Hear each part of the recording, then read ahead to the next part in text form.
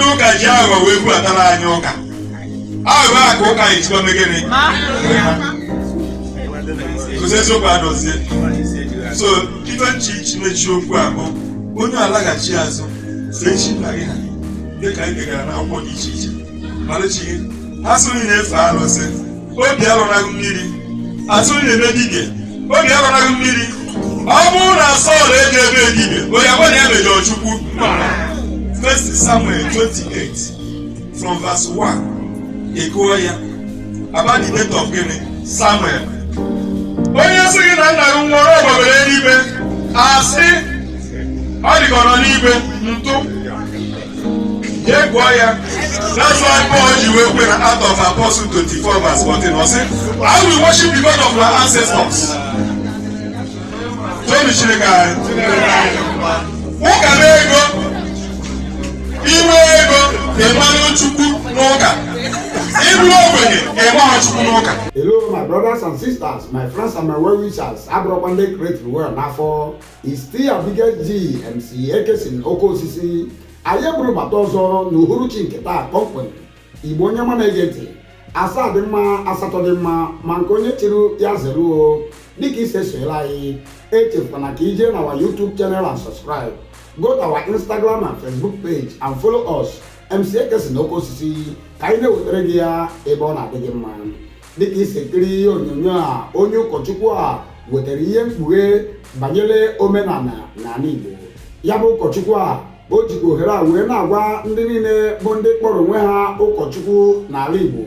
na ọ ga-akakwa mma na ha jikwa ohere a were mepee ndị nke na-eso ụzọ ha anya wee gwa ha ihe dị iche iche banyere omenala n'ala Igbo. Ya bụ ụkọchukwu kwukwara ọzọ wee sị na ụka abụghịkwa usoro ndụ na usoro eziokwu na ọ bụrụ na ndị Igbo na-achọ ka ha nweta ihe nke ha na-achọ n'ala Igbo na ọ ga-akakwa mma na ha ji ohere a were na-achịkwa ebe nna nna ha si wee bido njem dịka ime omenala Igbo. Ya bụ ụkọchukwu jikwa ohere a wee na-agwa ndị na-eso ụzọ ya wee sị ha na omenala Igbo bụkwa ọkacha mma na mba ụwa niile dị iche iche gbaa gburugburu na ọ ga-akakwa mma na onye ọbụla na-achịkwere na omenala Igbo. Ya bụ ụkọchukwu kwuru ọtụtụ okwu banyere omenala Igbo ma mma nkwụchawa ihe o kwuru n'ihe onyonyo a ọ ka mma na ịtụrụ ntị n'ala ma jiri anya gị kirie ya ma dịka ise kiri ya gbaa mbọ fụ na ịtụsara m meseji a ma zisaziere m ozi a nke ọma. Ọ bụrụ na Sọl eji ebe dibịa onye agwa na ya mejọrọ Chukwu. 1 Samuel 28 from verse 1 ekuo ya ọ bụ na ndị Igbo alaghị azụ achịghị aka ga-eme ife kwesịrị sacrifice ya to the gods of the land. Anyị ama nwe ihe anyị na-achọ ọsọ bukwe maasị bukwe 20 times a day na-ebupụ maasị ndị Moze mara egburu m na-achọ nke eme gịnị gbagọrọ agbagọ ọ na-ekwuru mmụọ be nna ya bụ na-eje were envelopu nke na-eji akpagharị nwaanyị akpụrụ akpụ maasị ka m na-enye gị ekpere ka Igbo nweta ihe a na-achọ ebe a ga-esi nweta ihe a na-achọ ụkwụ a ga-ana ma eji weme gịnị Igbo ga-alaghachi azụ. Ọ bụrụ Igbo alaghachi azụ nwekwe ebe anyị na-eje anyị ga-efe chi anyị sọ nsọ ana anyị mee ihe kwesịrị ka anyị mee n'ala anyị ka anyị wee nwee ndụ. Jeremiah 6:16 ọ sị ịpụta n'ụzọ gụjuo ese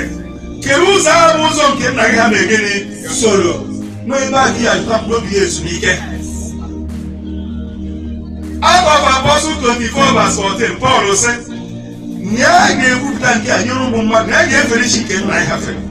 ya na ezinụlọ ga-efere ihe gịnị chi ahụ nke nna ya mee gịnị fere. Ọ sị I will worship the God of my ancestors. Acts of Apostles 24 verse 14. Ọ ga ịmata na ha amasa nke bụ eziokwu nọ aghụghọ ka eji na-eme gịnị na-ekpusie ihe ma ofu ihe ma gba today onye ji aghụghọ ka ọba jie aghụghọ wee rikọọ ya. Ndị ụka ji aghụghọ wee buatara anyị ụka aghụghọ a ka ụka ejikwa mee gịnị kụzi eziokwu adọzie. So ife nchi mechie okwu a bụ onye alaghachi azụ fee chi nna gị ha dịka anyị gegara na akwụkwọ dị iche iche malụchi gị ha sịrị na-efe alụsị obi alụnaghị mmiri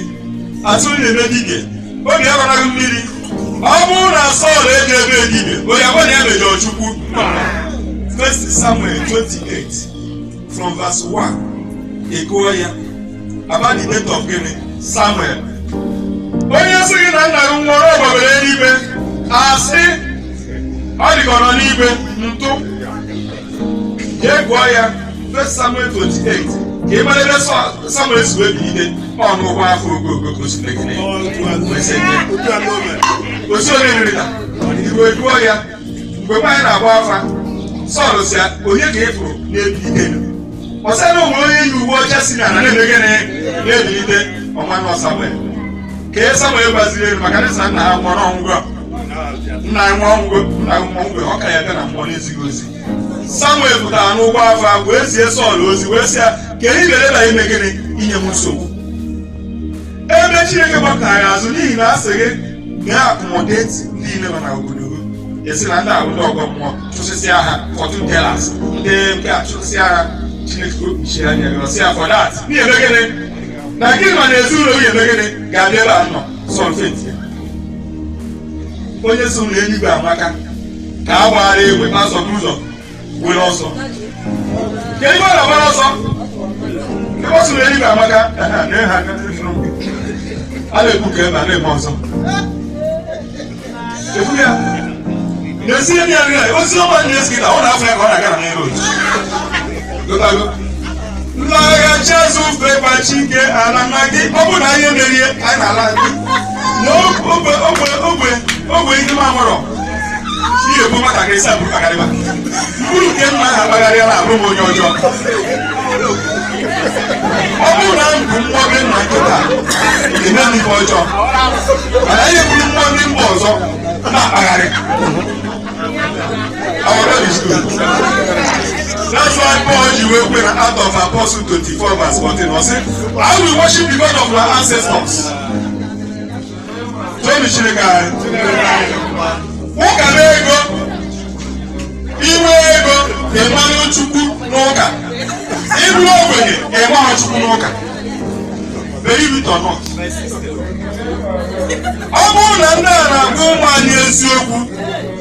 ị gaghị ekwe ka mmadụ bụrụ ogwe simenti na-akpa ya na merụ ọ bụrụ na na-agwa ụmụ anyị eziokwu agbatoteyo ndị ọcha dị eme etu a go many places many countries ndị ọcha dị eme ife ndị Igbo na-eme ndị Igbo na-eme ka zombi zombi o zombi